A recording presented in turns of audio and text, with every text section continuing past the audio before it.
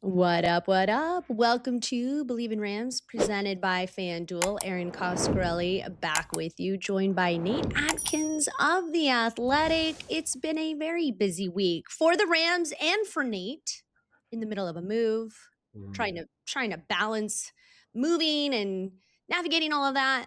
Meanwhile, there's some breaking news happening in LA. How are you, Nate? Thanks for hanging. I know. I had no idea it was going to go this way, where we knew what week free agency was, and you thought that was going to be, the time to hunker down and be available and all that. And then it turns out the Rams decided their free agency week was the week before, where they want to make, one of the biggest trades, honestly, the biggest trade that's going to actually count since Max Crosby did not count. So them trading for Trent McDuffie is the big splash of the offseason right now. And then they just made quick work of getting a deal done with Trent McDuffie, bringing back Cam Curl and Tyler Higbee.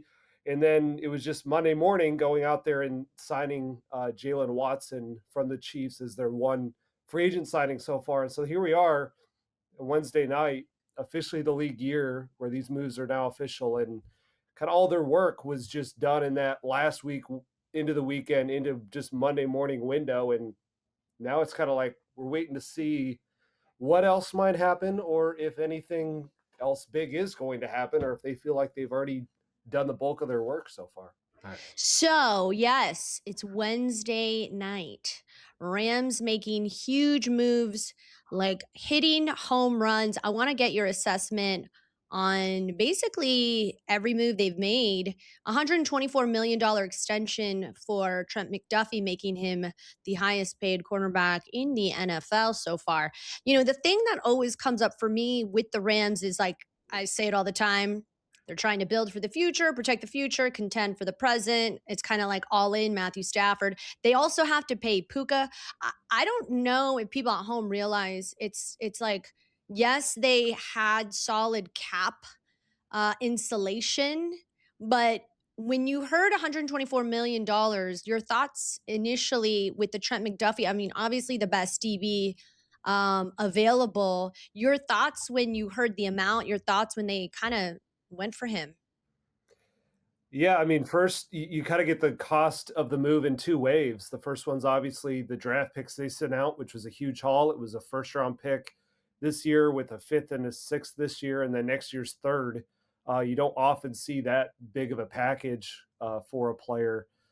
So that was one thing, and then it's the contract coming after that, where all of a sudden it's 4 years, 124 million, and you do the math on that, and 31 million per year is the largest deal for any quarterback. It just topped Sauce Gardner, and so you put those two Mhm. things together, and this just feels like an absolutely massive cost to take on for one player. But then when you really get into the details and the nuance of it, you can see where, from their perspective, it's not as expensive as it sounds. It is a big swing.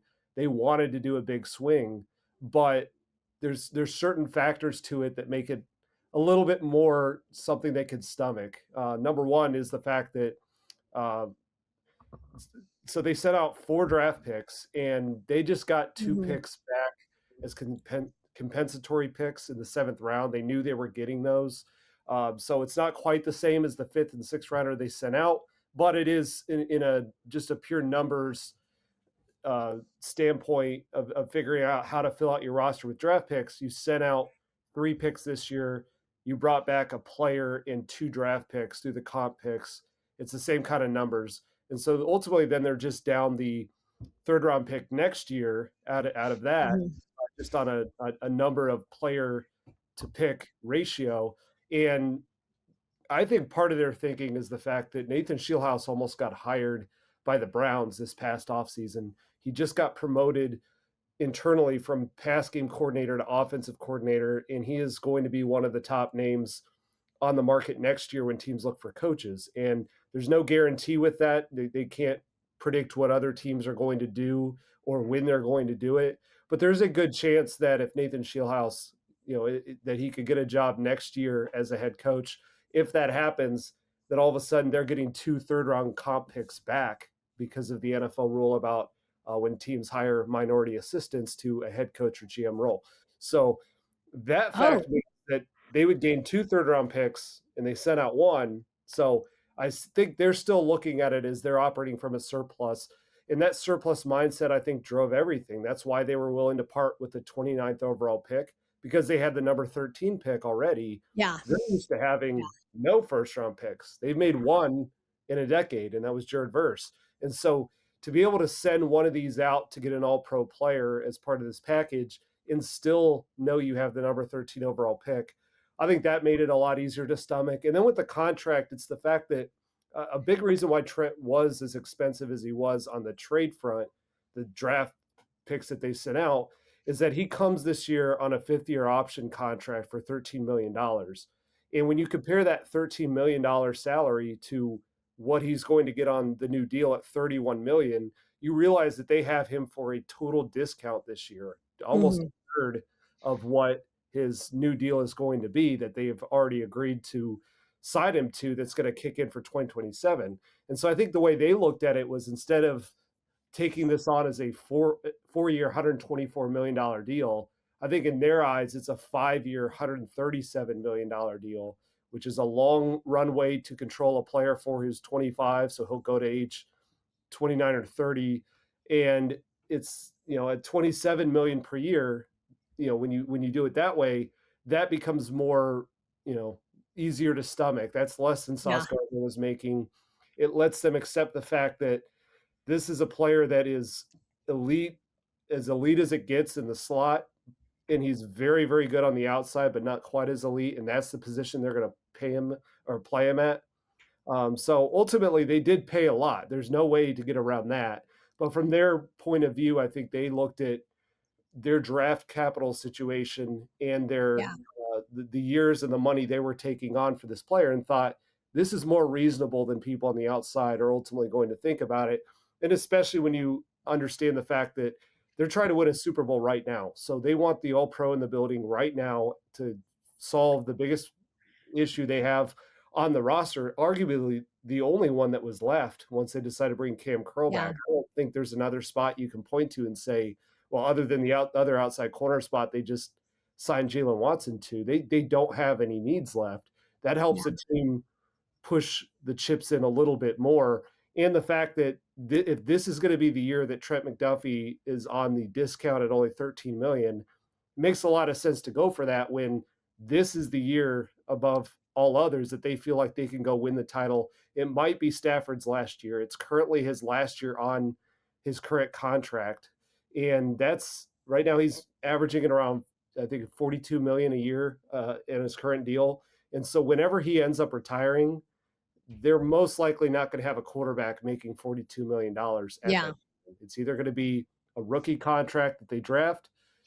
It could be a guy that they sign on free agency. The only way it's going to be that high is if they find the next Matthew Stafford type to trade for, which is always possible, but that's something down the road that they're going to figure out. So they did sacrifice an element to the future to make this type of move. That's just the reality of sending out that many picks and agreeing to that kind of contract.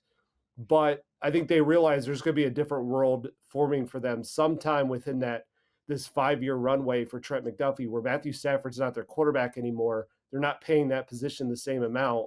They can afford to pay more to their defense, which is ultimately what's going to happen when they start paying a corner $31 million a year. And that makes such sense, Nate, because right at the top, we were talking about how does this team play for the now, plan for the future, and locking up this guy long term in their minds really is a proven commodity, which is the thing that Les Snead said when it comes to how they strategize free agency. They want to have a penciled in first draft, and then they kind of want to backfill with quality draft picks, but not depend on them because they didn't give up their 13th overall pick.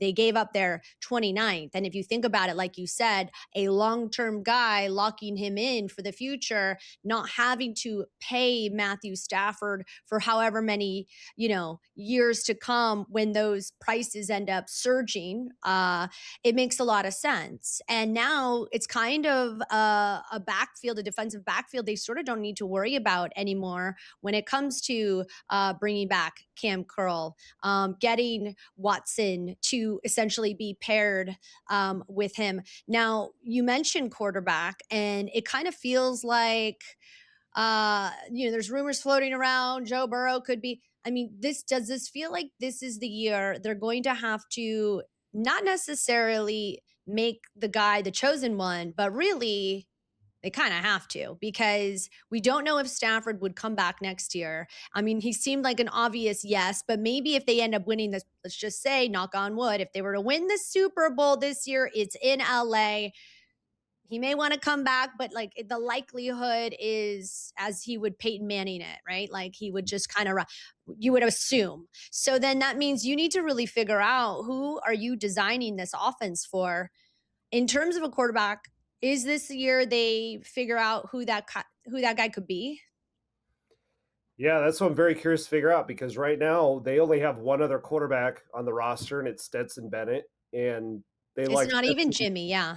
Right. Jimmy Garoppolo is a free agent, and they want him back, but he's got some options, so we'll see if they can get him back. What makes that interesting is if they bring Jimmy Garoppolo back, it it can change a little bit of the calculus of what they do with trying to find the guy for the future because Jimmy Garoppolo, if he's coming back here, is going to make pretty good backup quarterback money, and he's going to come back here to be the number two, not the number three.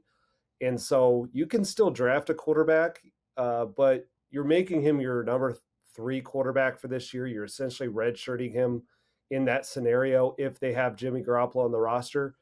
And that to me just signals that if they were to draft a quarterback, it probably isn't going to be a first round player.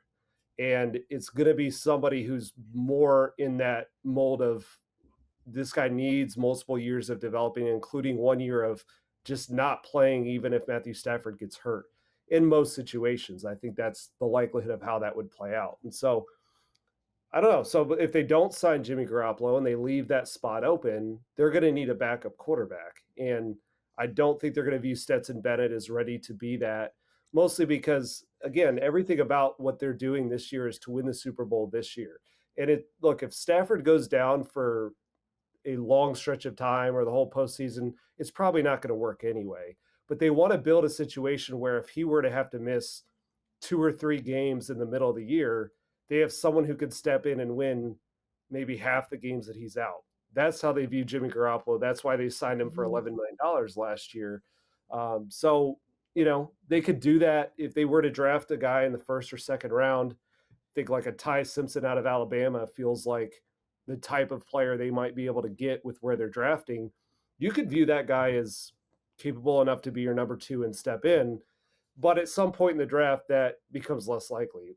If it's a third round pick, that's a little harder to justify in that way. So I'm very curious to see how they manage the fact that they need a backup quarterback as they're trying to win a Super Bowl, a guy they feel can step in for a couple games and get it done versus trying to find that future option. It's possible that they do all of that. It's possible they bring Jimmy back and they still draft the developmental guy. I just would be very surprised if they did that in the first round. That would feel to me like you have the highest pick you've had in forever, number 13 overall. You're actually in striking distance of the top 10 if you want to make a trade to go up, and they often are trying to do that during the draft. I would just be surprised if they spent that pick on a stash player unless they Mhm. just truly absolutely love that quarterback. Usually though, when that's the case, those guys tend to go a little higher. It's not always the case. The Chiefs were able to do this with Patrick Mahomes, so it can be done, but Mhm. it's it's harder and it's rare. And I think what was different with the Chiefs is they didn't sacrifice what they saw as a Super Bowl year to do that. They were a team that Mhm. consistently making the playoffs, but didn't feel they were a contender. So they did another year of that before turning the page from Alex Smith to Patrick Mahomes. This is a Rams team that feels like they're the team to beat for the Super Bowl. So I think they're going to use that number 13 pick to flesh that out. And that's why I think the key here is as of right now, they still have their first round pick next year. And now if this goes the way that they hope it does, that's pick 32 or 31. And so that's not maybe the easiest route to go get the quarterback, but next year's quarterback class is supposed to be the one that's loaded because the guys that were supposed to make up this year's class, many of them came back. You're going to see guys like Arch Manning and Dante Moore Mhm. or Sellers come out next year. And so I think they at least want to feel like if they have a first round pick, they have a chance to move up. They could trade a future pick, they could trade other picks, they could trade a player with the pick. If they don't have that first round pick, though, it's really hard to look at that as your year to go get the quarterback. So I just think they're going to likely keep this open beyond this year. It's possible that if they can, trade up from the second and get a guy like Ty Simpson, maybe it all works out and they're just happy to get that quarterback of the future out there right now. But I think what's more likely is that they take this into next year where they can reassess everything from, is Stafford coming back for another year? Where's our pick in that first round? How loaded is this draft? If Stafford retires, is there a veteran on the market that we really would like to just go sign? Or is there a veteran we can trade for? Because I think what they're going to position themselves for is they've already made this work once with Stafford, who came to them as a talented quarterback and is going to leave from them as an MVP quarterback who's going to the Hall of Fame. And that ends up being pretty attractive to any other quarterback out there who's thinking, I feel a little stuck in the situation I'm in. I'm not sure if I can win here. You might see a guy like, you mentioned Joe Burrow is the buzziest name that could be someone thinking that way. CJ Stroud is another one that I wouldn't be shocked if he's in a little bit of an in-between situation with his franchise as far as, do they want to give him the massive deal or does he want to look elsewhere? I think they're going to, when they're not picking high in the draft, I think they can see this as another way that they can go about finding stud quarterbacks by weaponizing the success that they've had with Stafford and the way that they went and made that happen in the first place. And it's always going to be harder than it was with Stafford because they don't have a Jared Goff to trade back to somebody. That was a very appealing thing to the Lions. So it's never going to be as easy as it was back then, but I still feel like that's a door that they can keep open rather than necessarily forcing just a pick this year. Mhm. A guy that is young in the building to step in whenever, because honestly, they don't know. They don't know what Stafford's going to do. He could play one more year. He could Yeah. play 3 more years. As long as he wants to come back, they're not going to say no to it as long as he's playing well. So that's why I think it's more likely that they just figure this out whenever that time comes up rather than try and forecast it all in the moment. Yeah. Yeah. I mean, if you look at FanDuel Sportsbook, I guess it had been shifting, but the Rams are right now the clear favorite, Super Bowl odds at plus 700 on FanDuel Sportsbook. And it changed. It shifted, I think, as soon as McDuffie was brought on. The odds shifted. So it's always interesting to see sort of the temperature of what these moves mean. Even Vegas is saying that the Rams are going to be the hardest team to beat. And they're certainly making decisions to showcase that. I think Mhm. the interesting thing when you talk about who they might draft or take or strategize in the quarterback room, it's so interesting to me because if you take a look at just any of the rookies the last couple of years, they take their time to develop them, right? Blake Corum is a great example. Terrence Ferguson is a great example. Jarquez Hunter, I mean, did he even see the field this season? So yeah, and then Stetson Bennett. They really kind of, it's interesting. They take their time in terms of developing these guys, which is why they like to hit on the free agency front because they know their system, understanding McVay's playbook, it's dense. Mhm. So I think it'll well, I guess we'll find out. But I think also it really depends on what happens this season. If the Rams win it all, they might be out their quarterback and Mhm. understandably so. I mean, he's got 4 daughters at home. He's got a wife that, probably is happy for him but would like to have time with her husband. Who knows? We don't know. But nonetheless, the Rams are trying to take advantage of the MVP now at 38 and compete in that division, which even the 49ers made an interesting move in bringing over Mike Evans.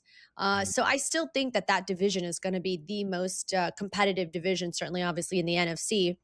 When it comes to the rest of the draft, and then I want to get into, if we have time, the Max Crosby possibility. Now he might be discounted. Before we get into Max Crosby, though, because I think you might have an interesting take on that. What else do you think the Rams?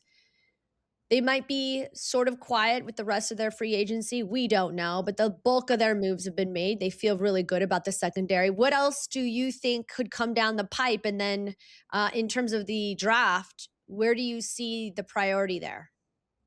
Yeah, so now that they've added these two corners on the outside in Trent McDuffie and Jalen Watson, and they brought Cam Curl back, you look at their needs, and there's two that sort of rise to the top. They're not monstrous, but there's spots where you could see them really want to get talent in some long-term thinking toward. That's wide receiver and linebacker. So wide receiver, they had Tutu Atwell back last year at $10 million. They didn't end up using him all that much. He's now a free agent. So they don't have really any depth that is proven beyond or behind Puka Nacua and Devontae Adams. That matters because both guys missed multiple games last year, but also Devontae Adams is turning 34 this year. This could be his last year in the NFL. And so that one's a little different than the quarterback because you can only play one quarterback at a time. But at wide receiver, they do have a role for a number 3 guy. A big reason that Tutu Atwell didn't play all that much last season is that they didn't see him as a blocker. And so what they wanted to do when they shifted, that's why they shifted a lot to 13 personnel, is they wanted to be able to run the ball, or at least look like they're going to run the ball, to run play action and take advantage of matchups that way.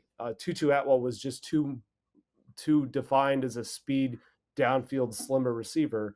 And so I think they're going to end up filling that spot with a guy they feel like can really block. But the ideal is that it's a guy who can step in and run some of that role in 11 personnel this year, step in for Puka Nacua or Devontae Adams if they get hurt, and then next year replace Devontae Adams. So you need a pretty talented all-around player to do that. And so that's where I think that number 13 pick is starting to look a lot more likely to be a wide receiver, especially since they know things got messy with the Tutu Atwell situation, and Tutu handled it well, but it wasn't a great look to promise this role to somebody and not give it.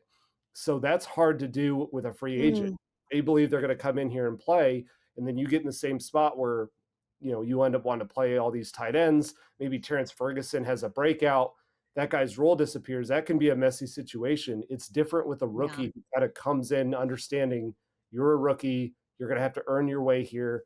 And I just think that number 13 pick makes a lot of sense at wide receiver. Also, if they can find a guy that can return kicks and punts, because that's another need Yeah. that's on the roster right now. And so that can be a way to get a high draft pick on the field in an important way that's not relying on what he does on offense. So that's one need I think that they're going to look a lot at with the number 13 pick. The other one is linebacker, where they just extended Nate Landman last year. They found him diamond in the rough, ended up being everything they wanted as the punch out guy and the run defender and the leader. He's your classic middle linebacker, but that other linebacker spot, it's a little up in the air. Omar Spates, he does some good things, but that spot in general between him and Troy Reader has been had in coverage, and it's a big reason why this team loves to play dime personnel with 6 DBs to put less on the linebackers. But if they could get another linebacker who's really excellent in coverage, I think that could open a few things up where they can stay in more base defense at times and still feel like they can cover. They would match up better with a team like the 49ers, where you've consistently seen Kyle Shanahan Mhm. pick on those linebackers and get all these guys open across the middle of the field. And so Yeah. that's a spot in the draft where I think they could look at that too. A guy like Sonny Styles out of Ohio State, that could be one of those picks that they make that just adds another real playmaker to this defense, not only for this year and the push to win a Super Bowl, but that becomes a more long-term type of asset, a guy that can kind of ascend. And so I just have a feeling that we have to obviously see what's going to happen, but I would be surprised if the Rams end up picking 13th. I think they're going to either move up or down, because the Mhm. tendency in the draft has always been to move up or down. Last year they moved back to take Terrence Ferguson and add the picks. They could do that thinking about next year's draft. And, they may need to make the move at quarterback. So let's load up some picks for next year. They could move back if they like a quarterback, but they don't think he's worth maybe the 13th overall pick to be your backup. I could see them sliding back that way. Or I could, definitely see them moving up for a guy like Sonny Styles or Mekhi Lemon, the receiver out of USC, or Carnell Tate, the receiver out of Ohio State, to go and get that impact player, because this is the closest that they've been and probably will be in the foreseeable future to the top 10 of the draft. And when Yeah, the that's way right. that the GMs always think, and the way that this one is definitely going to think, is we're not going to be this close again. Like they're Yeah, planning right. to pick in the 30s.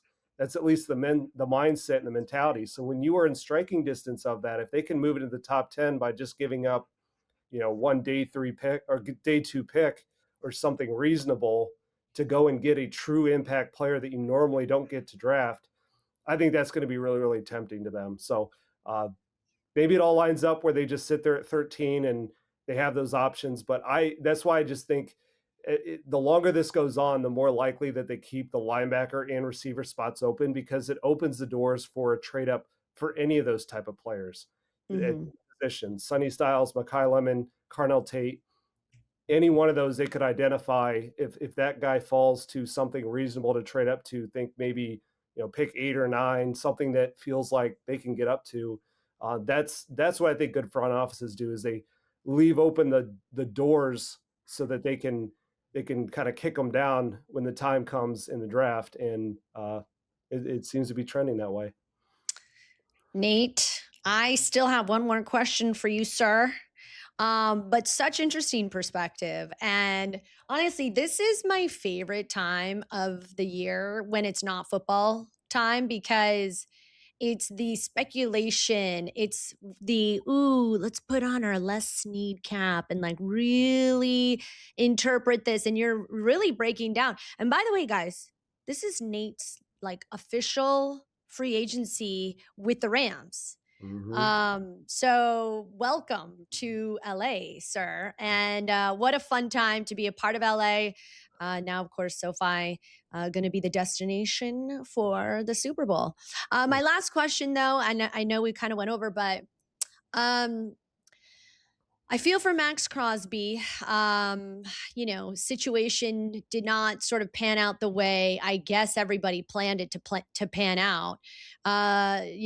According to the Raiders, they announced a statement that, in fact, the Ravens are not going to move forward with a trade. Max Crosby failed the physical, but there's so much out there that, according to language and parsing together, Ian Rappaport, Adam Schefter's reports, that he was never going to pass his physical because he had this knee surgery or this injury. So, what do you make of it? And do you think the Rams could stand to potentially get a Max Crosby, because now clearly some of his stock has dropped a little bit? Yeah, it's what a wild situation. Like, I was monitoring the Max Crosby situation because I'm learning that you have to monitor just about every big name out there with the Rams, because you just never know. Trent McDuffie seemed like, that was a more, easy fit to see through, but I think they're very open on anybody they see as a potential upgrade that they could possibly afford, that could help them go and win a Super Bowl right now. And so Max Yeah. Crosby absolutely has to be in that conversation. That's how I think every contender will see him. I knew it was, so going to kind of set the table is like when the Raiders made it clear they were looking for 2 first round picks. And that's what I thought, this is not, if that's going to be the line, the Rams aren't going to hit it, because after they had already traded for Trent McDuffie at this point. So they've got one this year. That would mean trading next year's first round pick. And I could never say never on aggressive moves for Les Snead, but I'd just be very surprised if they gave up that pick in the year when they may not have Stafford anymore. And that's the Mhm. big quarterback draft. It would really have to be the absolute perfect move. And Yeah.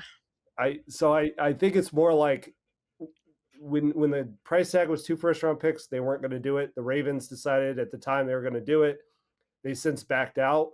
From what you're right. There's so much mixed messaging out there. We don't fully know what exactly led to this, but the Ravens did back out of a trade and then immediately signed Trey Hendrickson. So it sure looks on the outside like they kind of just saw there may be a cleaner, less risky path that doesn't cost draft picks to get a star player. Why don't we just take that instead? The whole league's trying to figure out just how concerning this knee is for Max Crosby. If it's as simple as, he had the surgery last year, so right now he's not able to do things, but he's supposed to be fully cleared and back by June. I think most teams would be a lot more open to that, and which is why teams they knew about that and they've been bidding on it. If it turns out that the physical showed that there was something more severe in the surgery and the recovery that makes you nervous about this guy who's turning 29 in August, uh, that changes the calculus. So from the Rams' perspective, if they were to make a Max Crosby trade, they would almost certainly have to send out either Jared Verse or Byron Young, just because of the spots and expectations that these guys have. I don't think this would be a situation where you'd bring in a Max Crosby and just tell someone like Byron Young, hey, loved your Pro Bowl season you just had, but just kind of chill and rotate in a little bit. And also, they got to offer something. They would have to offer something the Raiders would want if they're not offering the 2 first round. Mm-hmm. And so, if you could theorize where like if they were to try for a trade for Max Crosby, I think it would involve one of those players most likely.